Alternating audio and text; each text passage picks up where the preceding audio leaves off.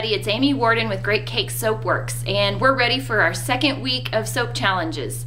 This week we're going to be tackling the Elemental Swirl, and this technique was originally posted on the Ocean Soap blog, and I'll include a link to that post on my challenge post for this week so you can see how they did it.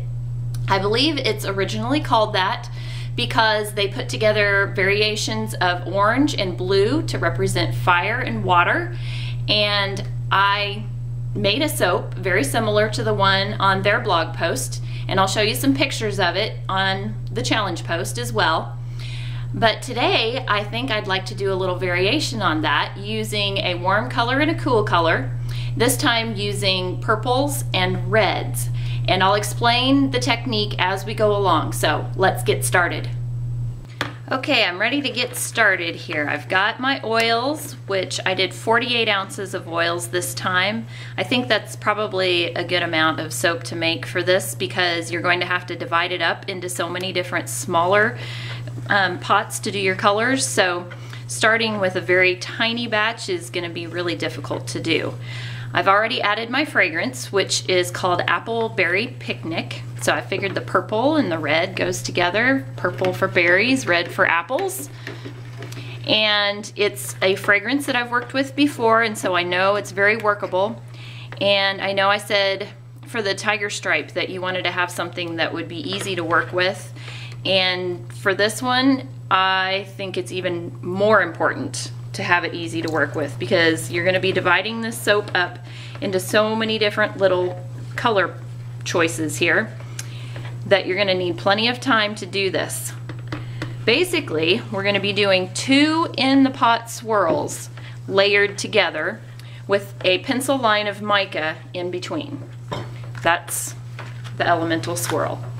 So obviously I'm not going to be blending this up very much again. My temperatures are about 85 degrees for both the oil and the lye.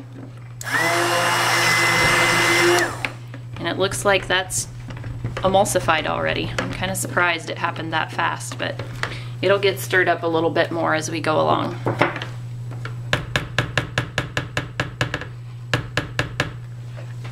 I'm using the same water discount that I used with the tiger stripe. I've basically taken the lye amount and doubled it to get my water amount.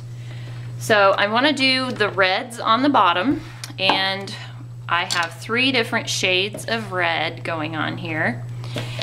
I believe this one is a mauve mica, this one's ruby red, and this is a red lake dye, which had to be dispersed in some olive oil. These 2 are dispersed in water.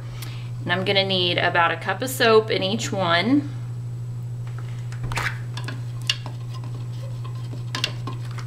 Just start mixing those a little bit.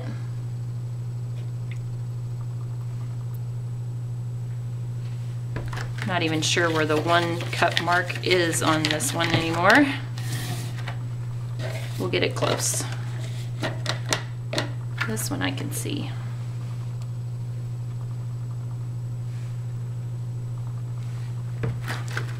Okay.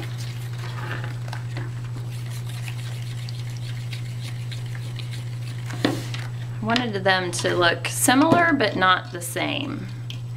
So there's a little bit of contrast in the swirl. Okay, those are my reds. I hope that's not too brown.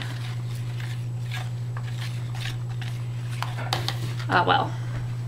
My purples, I have, this is Deep Sparkling Violet Mica.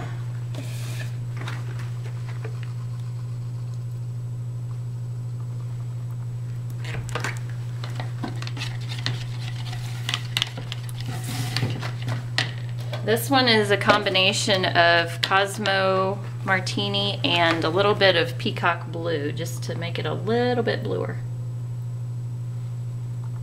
I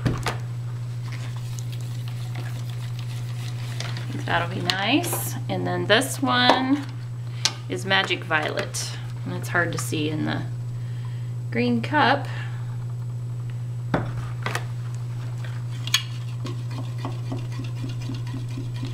Now, I'm supposed to have a little bit left in here to be able to swirl in the pot. Now I've got to divide this up into 2 different ones. And I'm guessing there's about a cup of soap left in each one of these. Maybe less, I don't know, to swirl into. So let's start with the reds. I'm gonna blend them up just a little bit.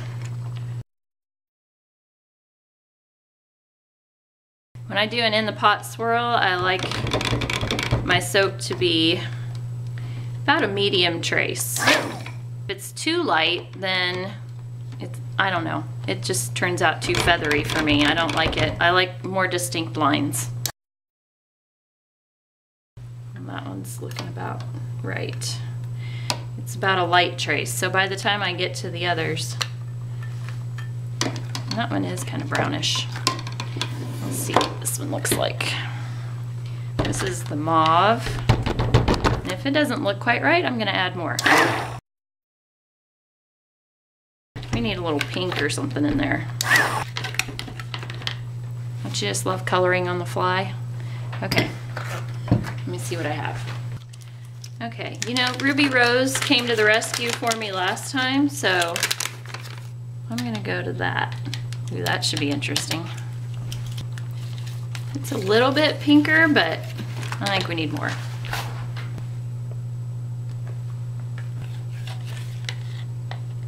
It's pinkish.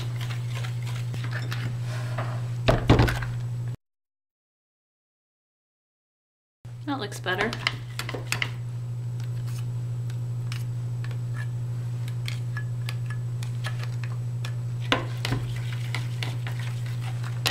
It's a good texture right there. I think I need to blend the red.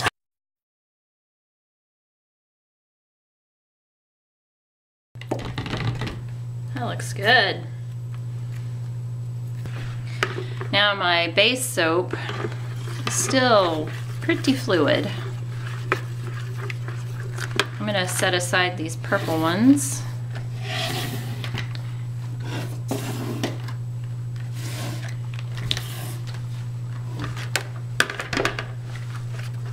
Start mixing these in the pot. Never done an in the pot swirl before, just pick about 3 spots, start pouring.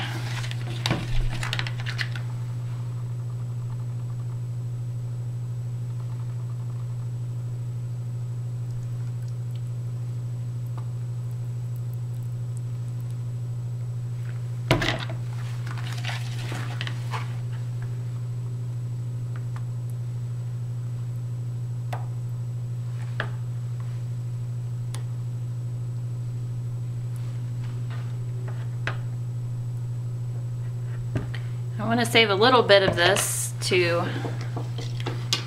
swirl on the very top of the soap as well.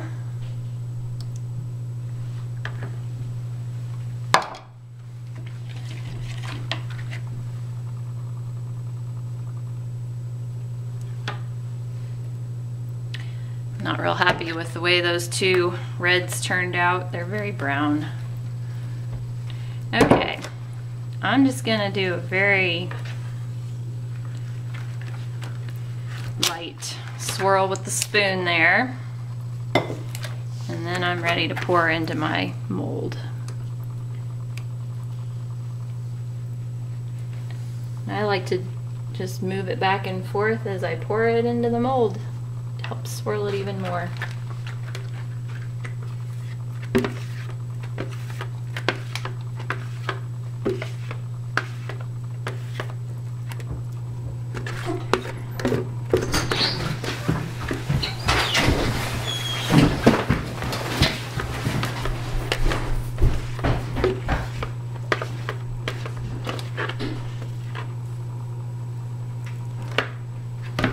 Okay, that looks pretty good. I'm going to zoom in for you so you can see that. All right. Okay, the next step is to make a layer of mica, a pencil line. And the way that I do that is to put some mica in a little container like this, stretch some nylons over it and rubber band it, and then just start shaking. I thought the green was a nice accent color because it's like tops of a strawberry, stem of a fruit, leaves, all those nice things that are associated with fruits and berries. And you want to make sure you can still see a little bit of the soap underneath. Don't make it too heavy. Otherwise, you can risk having your layers separate. Okay, now we're ready to do the top layer. So I'm going to start with the uncolored soap. And I have my Magic Violet. Now if you don't get your colors saturated enough, they end up turning gray and murky, especially with purple. So make sure you use at least 1 teaspoon of mica per cup of soap if you want a really good saturated color. And this deep violet is so dark that it's going to be so pretty.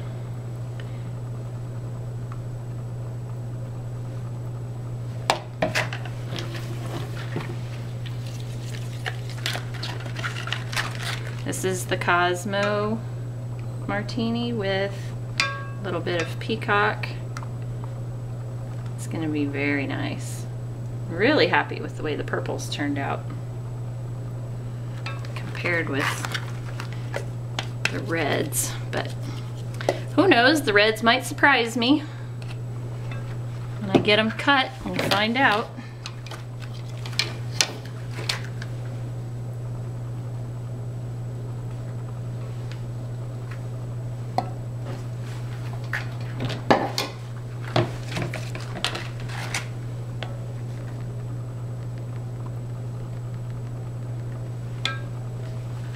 Not saving too much of the purple because I want to get most of that in the pot. Now, here's the tricky part. It's okay if you break through that first layer a little bit. But you might want to test it out, see how heavy it is. It's also a good idea to spread it out over the mica because it can kind of push it aside. Oh, there I broke through a little bit. I feel like my soap is really mixing together too much.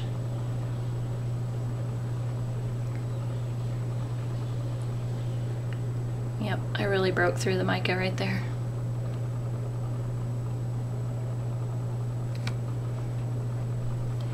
Okay, well, my purple's kind of muddy. A little over mixed. I think it wasn't as thick when I put it in.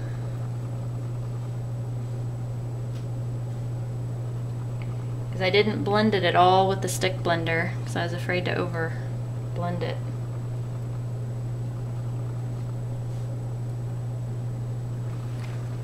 Alright, so the in the pot swirl is not going to be quite as striking for the purple.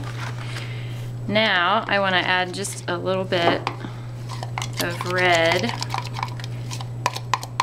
to do a little swirl on top.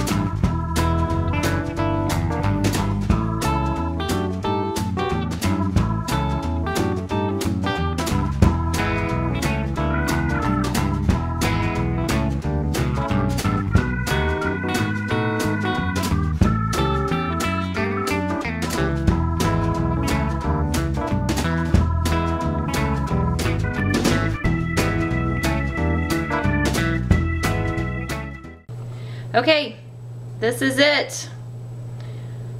I will show you what it looks like when it's cut on Saturday. Hope you guys have fun.